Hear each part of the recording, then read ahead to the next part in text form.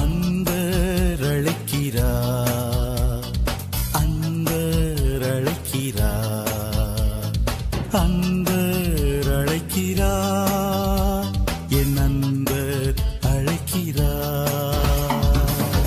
கர்த்தருக்குள் பிரியமானவர்களே, ஆண்டவராய் இயேசு கிறிஸ்துவின் இனிதான நாமத்திலே உங்களுக்கு அன்பின் வாழ்த்துக்கள். இந்த காணொளியிலும் தேவனை மகிமைப்படுத்தி நாம் ஒரு பாடலை பாடி தேவ செய்திக்குள்ளாக கடந்து செல்வோமா?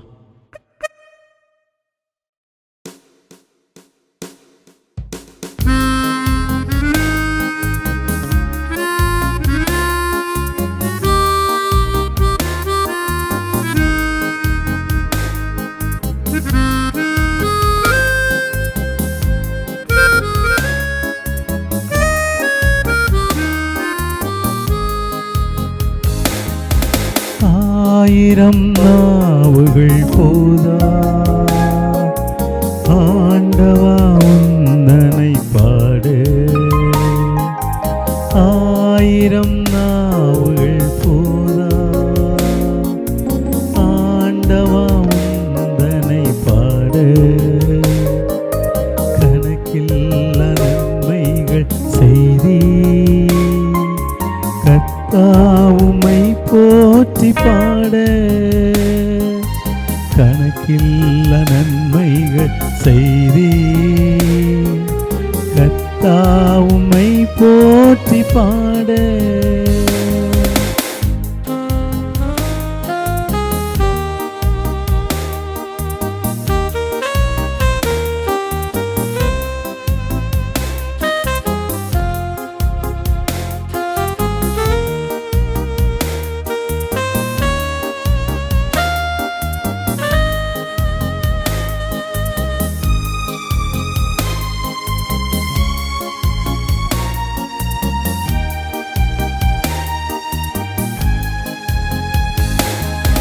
காலம் எல்லாம் உந்தன் அன்பா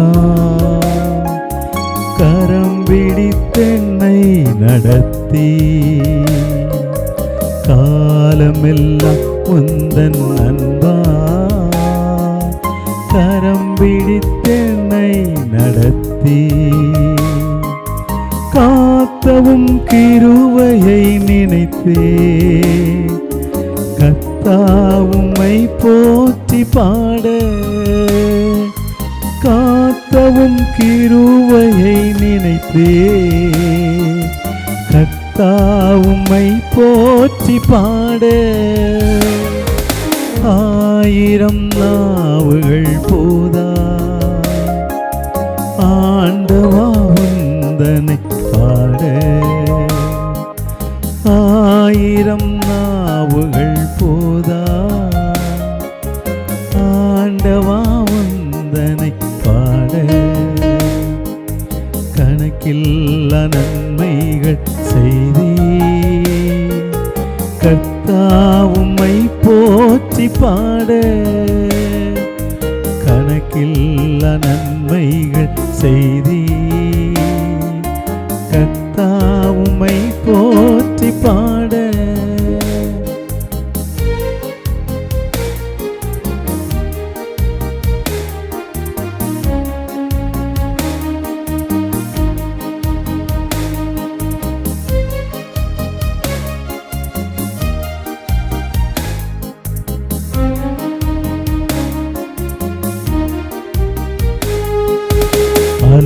அலைமோதியோடும் படகா அலைந்த என்னை அன்பால் மீட்டி, அலைமோதியோடும் படகா அன்பார்ந்த என்னை மீட்டி, ஆணிகள் பாய்ந்தவும் கைகள் ஆண்டு நடத்தும் அன்பா, ஆணிகள் பாய்ந்தவும் கைகள் ஆண்டு நடத்தும் அன்பா, ஆயிரம் நாவுகள் போதா ஆண்டவா உந்தனை பாட, கணக்கு கணக்கில்லா நன்மைகள் செய்தீ. கர்த்தா உம்மை போற்றி பாட, கணக்கில்லா நன்மைகள் செய்தீ. கர்த்தா உம்மை போற்றி பாட. பிரியமானவர்களே, இந்த நாளிலும் தேவ செய்திக்காக ஆண்டவர் கொடுத்த வேத பகுதி சங்கீதங்களின் புஸ்தகம் 146 சங்கீதம் 1-2 வசனங்களை நான் உங்களுக்காக வாசிக்கிறேன். அல்லேலூயா, என் ஆத்துமாவே கர்த்தரை துதி. நான் உயிரோடு இருக்கும் மட்டும் கர்த்தரை துதிப்பேன். நான் உள்ளளவும் என் தேவனை கீர்த்தனம் பண்ணுவேன். கர்த்தருக்குள் பிரியமான தேவ பிள்ளைகளை, இந்த சங்கீதம் எவ்வளவு ஒரு அருமையான சங்கீதமாய் காணப்படுகிறதுக்கு பாருங்கள். சங்கீதக்காரன் தன் ஆத்மாவிடத்திலே கர்த்தரை துதிக்க சொல்லுகிற ஒரு மேலான அனுபவத்தை நாம் இங்கே காண்கிறோம்.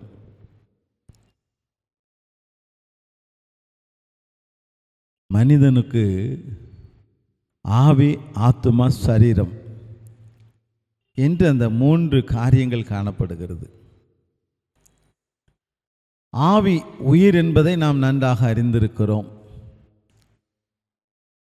ஆத்துமா என்றால் நாம் சற்று யோசிக்க வேண்டிய ஒரு சூழ்நிலையில் இருக்கிறோம். சரீரம் என்பதை நாம் நன்றாக அறிந்திருக்கிறோம். இந்த ஆத்துமா தான் ஒரு மனிதனை நடத்துகிறது.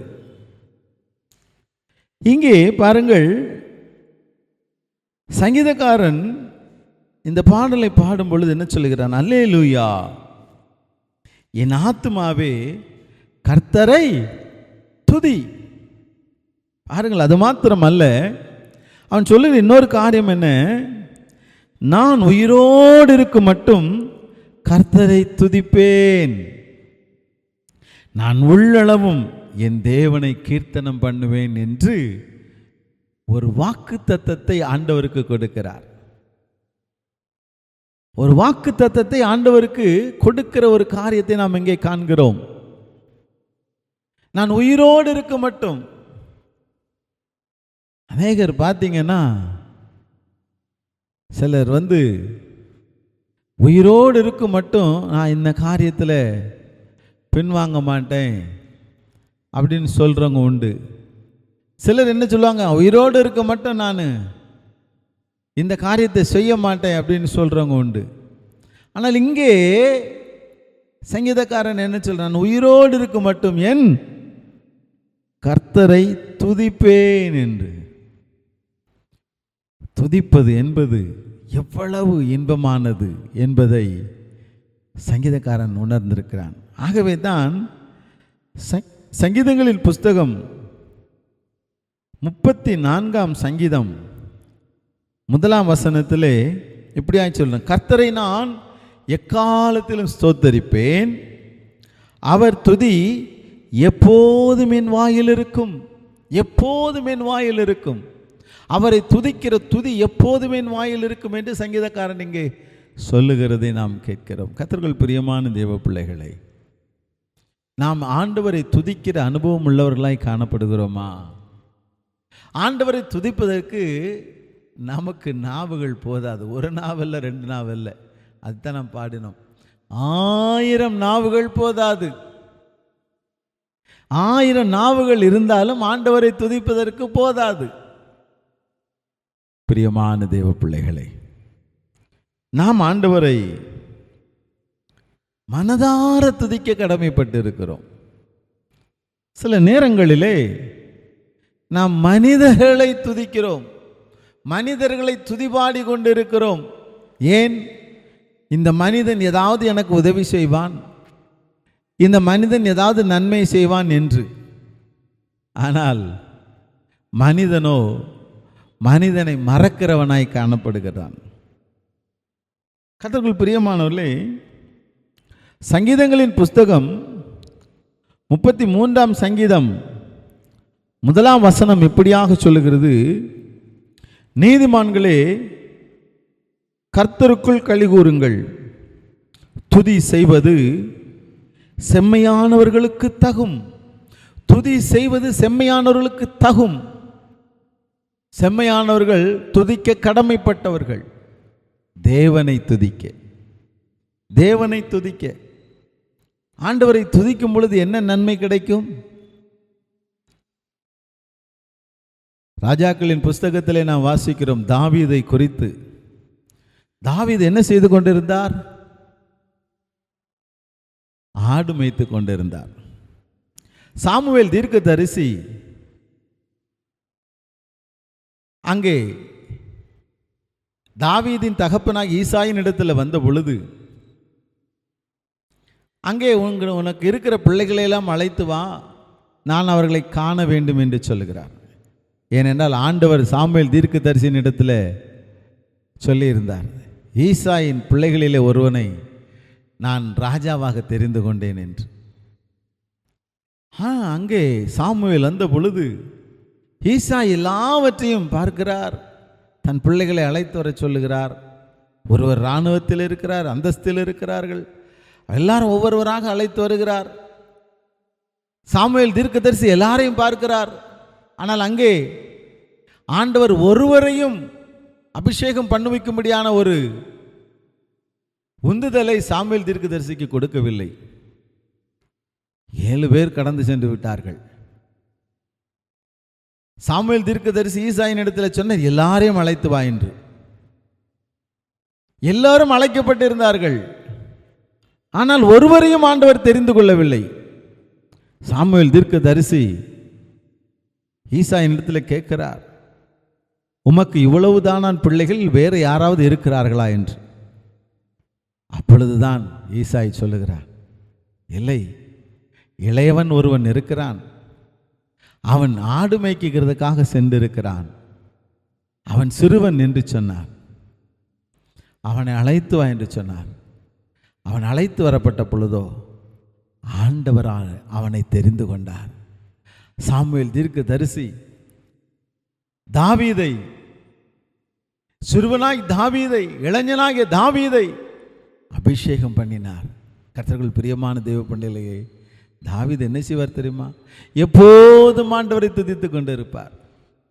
எப்போதும் ஆண்டவரை துதிக்கிற ஒரு மேலான அனுபவம்.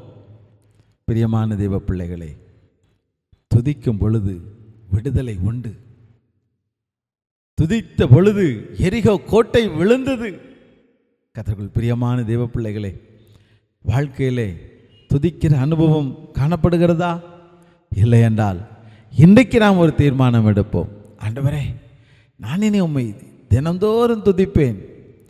காலையிலும் துதிப்பேன், மாலையிலும் துதிப்பேன், இருக்கும் பொழுதும் துதிப்பேன், படுக்கும் பொழுதும் துதிப்பேன், எப்போதும் உம்மை துதிப்பேன் என்று நாம் ஆண்டவருக்கு ஒப்பு கொடுப்போமா? கண்களை மூடி ஆண்டவரை நோக்கி பார்ப்போம். எங்களை நேசிக்கிற எங்கள் அன்பின் பரம தகப்பனே, நன்றியோடு உம்மை ஸ்தோத்தரிக்கிறப்பா. தாவீது சொன்னார், கர்த்தரை நான் எக்காலத்தில் ஸ்தோத்தரிப்பேன், அவர் துதி எப்போதும் என் வாயில் இருக்கும் என்று.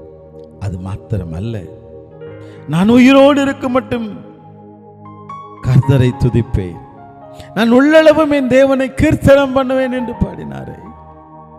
ஆமாண்டவரே, நாங்களும் கூட அதே வார்த்தைகளை உமக்கு நேராக நாங்கள் ஆண்டவரே ஒப்பு கொடுத்து ஜெபிக்கிறப்பா, ஒப்பு கொடுத்து ஜெபிக்கிறோம். ஆண்டவரே, நான் உயிரோடு இருக்கும் மட்டும் கர்த்தரை துதிப்பேன், நான் உயிரோடு இருக்கும் மட்டும் கர்த்தரை துதிப்பேன், நான் உள்ளளவும் என் தேவனை கீர்த்தனம் பண்ணுவேன். அன்பின் தகப்பனே, நீர் எங்களை நடத்தும், உம்மை துதிக்கும்படியாக தொடர உதவி செய்யும். இயேசு கிறிஸ்துவின் நாமத்தில் பிதாவே, ஆமென். பிரியமானவர்களே, தொடர்ந்து ஆண்டவரை துதிப்போம், நன்மைகளை பெற்றுக்கொள்வோம். கர்த்தர் நம்மை ஆசீர்வதிப்பாராக. மற்றவர்களும் ஆசீர்வதிக்கப்பட இந்த காணொளியை பகிர்ந்தளியுங்கள். ஆமென்.